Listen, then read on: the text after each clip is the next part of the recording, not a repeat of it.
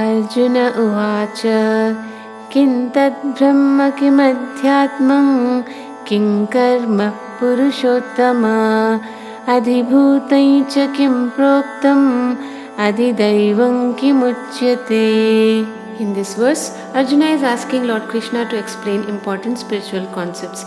He wants to understand what is Brahman, what is Adhyatma, what is Karma, what is Adhibhuta, and what is Adidaiva. Arjuna is curious and seeks clear answers to these terms to understand the path to knowledge and spirituality. In the next verse, Krishna will answer these questions, giving clarity to Arjuna's doubts.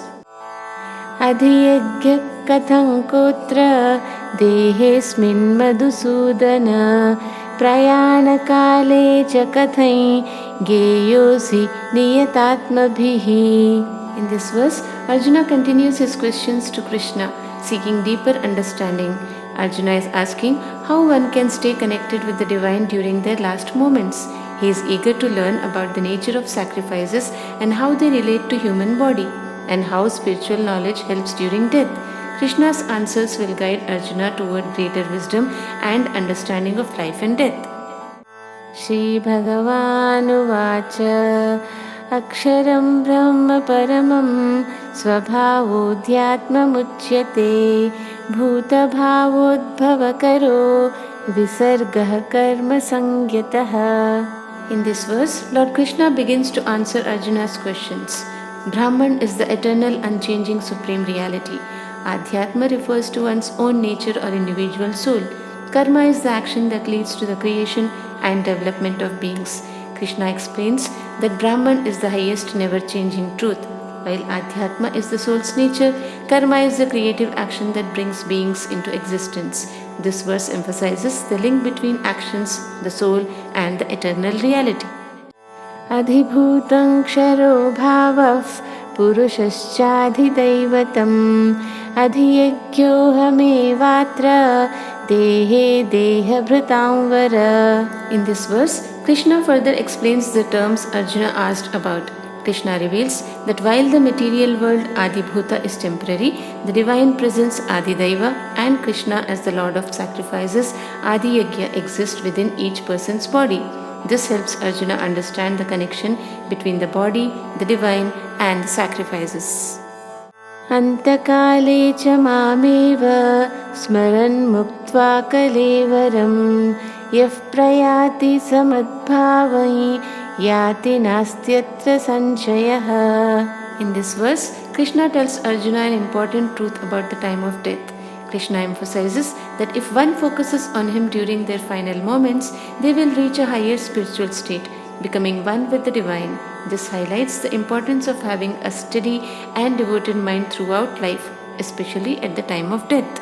Yam vapi smaran bhavan tyajatyante kalevaram tantamevaiti kaunteya sada tadbhava bhavitah. In this verse, Krishna explains a universal principle about death. Whatever a person thinks at the time of death, that is what they become in the next life. A person becomes what they have been constantly thinking about throughout their life. Krishna is teaching Arjuna that the thoughts and emotions one nurtures shape their future. If someone has focused on a particular thing during life, that thought will guide their next existence. This emphasizes the importance of cultivating spiritual thoughts to achieve a higher state. तस्मात् सर्वेषु कालेषु मामनुस्मरयुध्य च मय्यर्पितमनो बुद्धिर्मामे वैश्यस्य संशयम्. In this verse, Krishna advises Arjuna, always remember me in all situations and continue performing your duties such as fighting. Fix your mind and intellect on me, and you will surely come to me without any doubt. Krishna is teaching that one should maintain a balance between spiritual focus and worldly responsibilities. By dedicating both mind and intelligence to Krishna while performing duties, one can reach the divine. This encourages Arjuna to keep fighting, but with devotion and remembrance of Krishna, leading him to liberation. Abhyasayogayuktena chetasa nanyagaminā paramam purusham divyai yati parthanuchintayan. In this verse, Krishna explains how one can attain the supreme goal. Through constant practice of yoga and keeping the mind focused on Krishna without letting it wander elsewhere. By doing so, one can reach the Supreme Divine Person Krishna. Krishna tells Arjuna that with dedicated practice and unwavering focus, a person can attain the highest spiritual state. This practice involves continuous remembrance of Krishna, helping the mind stay connected to the divine and leading to liberation from the cycle of life and death. Kavin Puranamanushasitaram Anuraniyan Samanusmaredhyah Sarvasya Dhata Ramachintya Rupam Adityavarnan Tamasaf Parastat. In this verse, Krishna describes the qualities of the divine being that one should remember. Kavi, the all-knowing, wise being; Purana, the ancient, timeless one; Anushasitar, the ruler and controller of everything; subtle, smaller than the smallest; sustainer, the support of all beings; inconceivable form, beyond human imagination; radiant like the sun and beyond the darkness of ignorance. Krishna encourages Arjuna to meditate on this divine form, which is beyond the physical world and full of knowledge, light and power, leading to liberation and eternal peace. Prayanakale manasachalena bhaktya yukto yogabalena chaiva bhruvor madhye pranamaveshya samyak Satam Param Purushamupauti Divyam.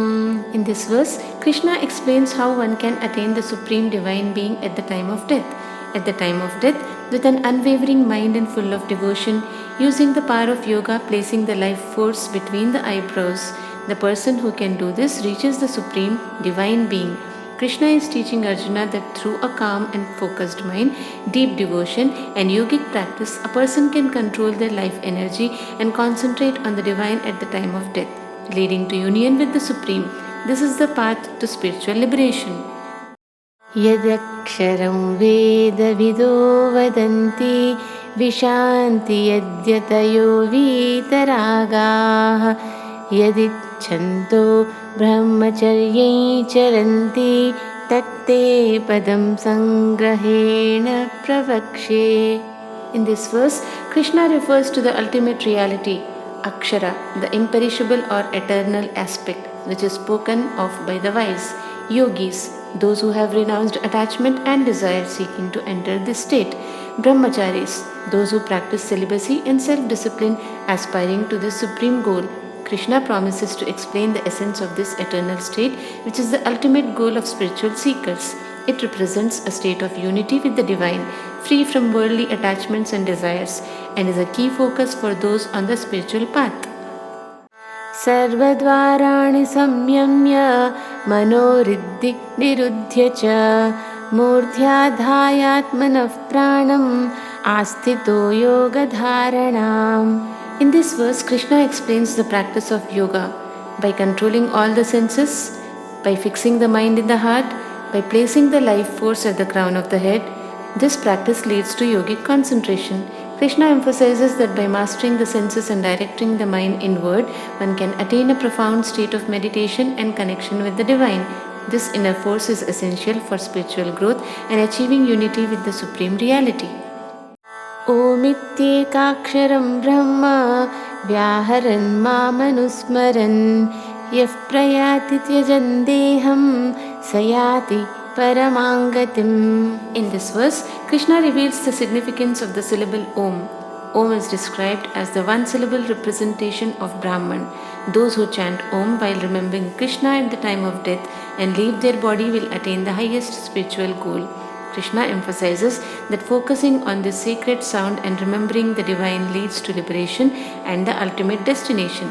This underscores the power of sound and devotion in spiritual practice, guiding one toward union with the Supreme Reality. Ananyachetas satatai yo mamam smarati nityashah tasyaham sulabhav partha nityayuktasya yoginah. In this verse, Krishna assures Arjuna of his accessibility, those who have unwavering focus on Krishna and constantly remember him with devotion. Krishna promises to be easily attainable for such dedicated yogis.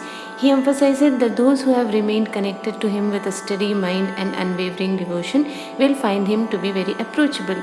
This highlights the importance of constant remembrance and devotion in the spiritual journey, assuring Arjuna that sincere dedication leads to divine connection. Mamupetya punarjanma dukkhalayamashashvatam nanpuvanti mahatmanas samsiddhim paramangataah. In this verse, Krishna explains the fate of those who attain spiritual realization. Those who reach Krishna do not undergo rebirth in this world, which is described as a place of suffering and impermanence. Mahatmas who have achieved perfection and reached the ultimate goal do not return to the cycle of birth and death. Krishna reassures Arjuna that true realization and union with the divine free one from the hardships of life, highlighting the significance of spiritual progress and liberation from the cycle of reincarnation.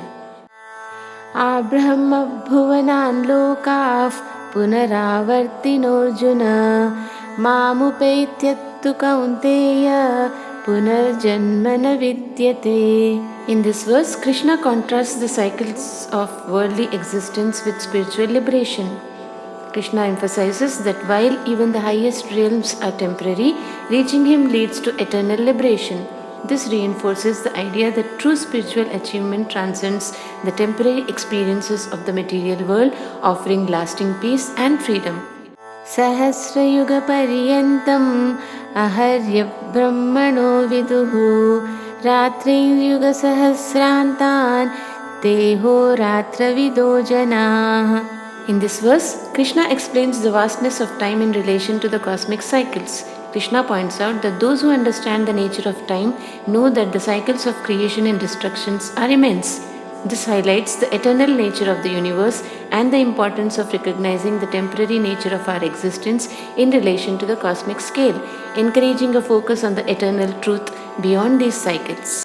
Avyaktadvyaktayas sarvaah prabhavantya haragame ratyagame praliyante tatraiva vyakta sangyake.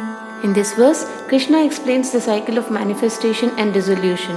Krishna highlights the cyclical nature of existence. Creation and dissolution are continuous processes. This teaches that all things come into being and eventually return to their original state, emphasizing the impermanence of the material world and the eternal nature of the unmanifest reality. Bhutagramasya evayam bhutva bhutva praliyate ratyagame vashah partha prabhavatya haragame. In this verse, Krishna further elaborates on the cycle of life. He emphasizes that this cycle of birth and rebirth is governed by natural law, indicating that all living beings come into existence and eventually return to a state of non-existence. This reinforces the understanding of the impermanence of life and the need for spiritual realization beyond these cycles. Parastasmattu bhavonyo vyakto vyaktat sanatanaha yas sarveshu bhuteshu nashyatsu na vinashyati. In this verse, Krishna introduces a higher eternal reality. He explains that while the physical forms come and go, this eternal aspect remains unchanged and everlasting. This teaches the importance of recognizing one's true nature, which is beyond the temporary existence of the material world, highlighting the path to spiritual realization and liberation. Avyaktokshara ityuktas tamahuh paramangatim yam prapya na nivartante tadhama paramam mama. In this verse, Krishna refers to the eternal nature of the unmanifest. He emphasizes that reaching the supreme realm is a permanent liberation from the material existence. This underscores the significance of striving for spiritual growth to attain a state beyond worldly suffering and impermanence, ultimately leading to eternal peace and unity with the divine. Purushassa parah partha bhaktya labhyastvananyaya yasyantasthani bhutani yena sarvamidam tatam. In this verse, Krishna describes the Supreme Being. He emphasizes that by dedicating oneself to this Supreme Being with unwavering devotion, one can realize the divine presence that sustains and connects all life. This teaches the importance of devotion as a means to access the ultimate reality and experience unity with the divine. Yatra kale tvanavruttim आवृत्तिं चैव योगिनः प्रयाता यान्ति तं कालं वक्ष्यामि भरतर्षभ. In this verse, Krishna indicates the significance of timing in the spiritual journey. This verse highlights the importance of understanding the right moment and conditions for spiritual progress, emphasizing how one's thoughts and actions at the time of death influence their spiritual destiny. Agnirjyotiratah shulkash षण्मासा उत्तरायणं तत्र प्रयाता गच्छन्ति ब्रह्मविदो जनाः. In this verse, Krishna describes the favorable conditions for attaining liberation. Agni, Jyoti and Shukla during Uttarayan are auspicious times for those seeking liberation. Those who depart during this period go to Brahman, the ultimate reality, as understood by the wise. Krishna highlights that leaving the body during these auspicious times leads to a higher spiritual destination, emphasizing the significance of timing in one's spiritual journey. This encourages Arjuna to recognize the importance of the moment of transition in the quest for liberation. Dhumo ratristatha krishnash षण्मासा दक्षिणायनम् तत्र चान्द्रमसं ज्योतिर् योगी प्राप्य निवर्तते. In this verse, Krishna describes the less favorable conditions for liberation.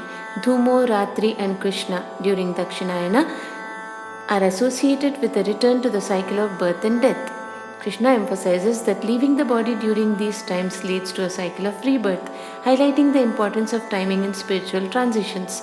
This serves as a reminder for Arjuna and others to seek the right conditions for attaining liberation. Shukla Krishne gati yete jagatah shashvate mate ekaya yatyana vrittim anyaya vartate punaha. In this verse, Krishna summarizes the paths of spiritual progress. The paths of Shukla and Krishna represent two distinct spiritual journeys in life.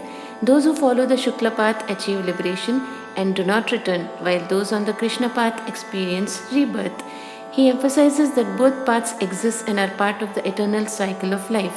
This teaches that one's choices and the timing of departure influence their spiritual destiny, encouraging seekers to strive for the path that leads to liberation. Naite sruti partha janan yogi muhyati kaschana tasmat sarveshu kaleshu yoga yukto bhavarjuna. In this verse, Krishna emphasizes the importance of continuous practice and focus on spiritual principles. By staying grounded in yoga and understanding the paths of liberation, one can navigate life without confusion, ensuring progress on the spiritual journey. This encourages Arjuna to remain dedicated and aware in all circumstances. Vedeshu yajneshu tapassu chaiva daneshu yat punyaphalam pradishtam atyeti tatsarvamidam viditva yogi param sthanamupaiti chadyam.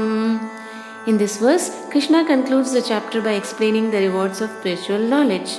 Benefits of Vedic studies, sacrifices, austerities and charitable deeds are all significant. However, a true yogi knowing the ultimate reality transcends all these merits and reaches the highest state. He highlights that while good deeds and spiritual practices are valuable, understanding and realizing the supreme truth elevates one beyond these actions, leading to the ultimate liberation. This encourages Arjuna to seek deeper wisdom that transcends mere rituals, aiming for true spiritual fulfillment.